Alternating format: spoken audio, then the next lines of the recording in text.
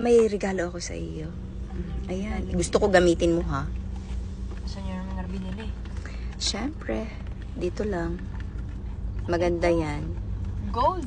Oo, ang mahal niyan sa mall. Yang ganang design, sobrang mahal niyan sa mall, Queen Ay. Pero, dahil hindi naman nga yan totoong ginto, pero mukha lamang ginto.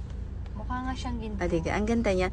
Uy, Queen Ay, pwedeng isa lang ang, pwedeng wala siyang palawit. Pwedeng hindi mo ilagay ang palawit dyan.